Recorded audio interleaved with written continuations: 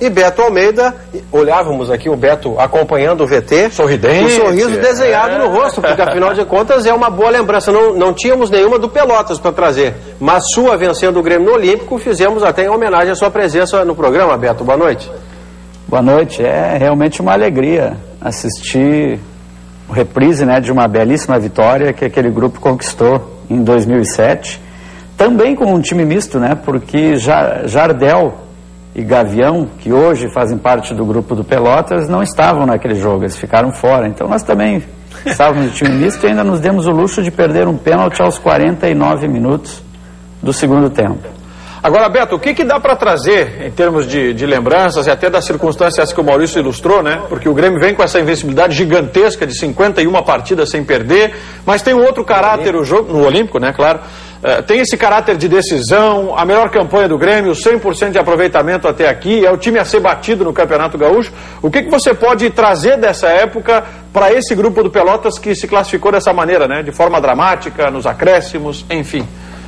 Olha, o jogo ele tinha também na época um caráter decisivo, né? Ele era fundamental para que nós conseguíssemos a classificação, o Esportivo conseguisse a classificação, a qual acabou conseguindo. E o Grêmio não era tão misto assim, o Grêmio tinha Lucas, tinha Carlos Eduardo, Mano Menezes, uma equipe muito forte e vinha amassando todos os adversários.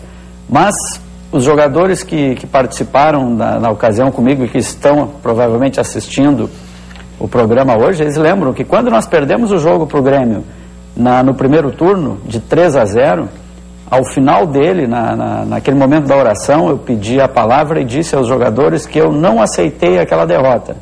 Não aceitei porque sabia claramente por que perdemos aquele jogo e no segundo turno nós daríamos o troco ao Grêmio. E foi o que aconteceu, nós tivemos 10 minutos de inferioridade total no jogo do Olímpico, e depois equilibramos o jogo e o segundo tempo foi praticamente quase todo ele de jogadas fortes, jogadas agudas por parte do Esportivo. Então tem muita coisa em comum em relação àquele jogo. Agora, isso faz parte do passado, tem a sua história, está escrito nela e a história serve para a gente ler, para a gente estudar, para a gente aprender com ela, para não repetir erros do passado, né? Isso vale na política, vale em tudo que é setor, no futebol também, e aprender com a história. Então nós temos a certeza absoluta que o nosso momento é muito bom. Guardando as devidas proporções, nosso momento é igual ao do Grêmio. Nós temos hoje, o Pelotas, uma das melhores campanhas dos 4 últimos jogos. E o importante é isso, é tu chegar no momento crucial da competição, na finaleira da competição, no seu melhor momento. E nós temos hoje o grupo todo, no aspecto individual, todos cresceram muito nessa fase importantíssima da competição. E com isso cresce o lado psicológico, físico, técnico, tático. Então hoje o Pelotas está no seu melhor momento e não poderia pegar uma situação melhor para enfrentar o Grêmio do que essa de quinta-feira. O que anima você especialmente, Beto, nesse crescimento que você registra do Pelotas, é o fato de que este crescimento começou justamente contra um clube grande em Porto Alegre, com um gramado maravilhoso, um campo grande, no caso Inter e Pelotas 2-2 no Beira-Rio. Ali o crescimento do seu time, a solidez dele se fez mais forte. É isso que anima você para esse confronto de quinta-feira, que em princípio, na teoria, tem todo o favoritismo do dono da casa?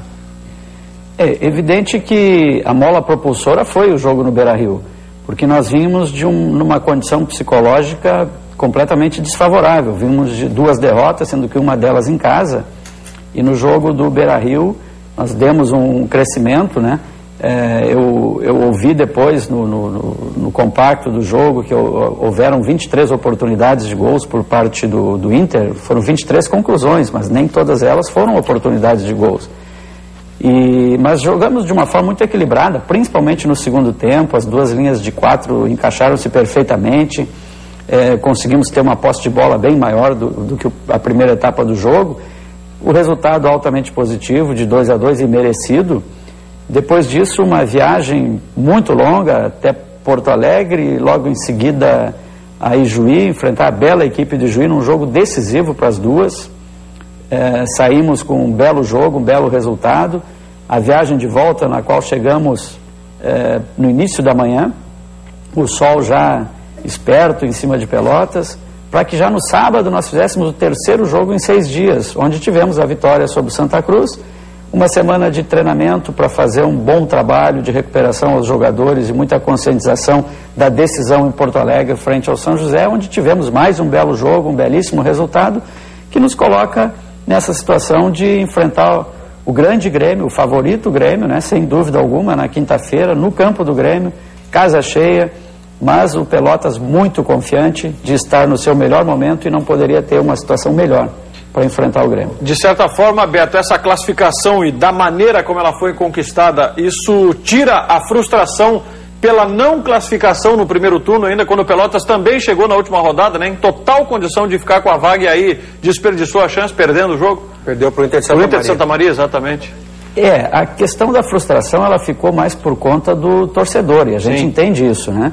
Só que naquele momento da decisão lá em Santa Maria, nós estávamos muito enfraquecidos em função do jogo anterior, onde nós perdemos 3 jogadores no primeiro tempo por lesão. Sim. 3 jogadores que não puderam jogar no jogo decisivo em Santa Maria, mas o Sapucaia, pelo 3º cartão amarelo, teve que cumprir a suspensão.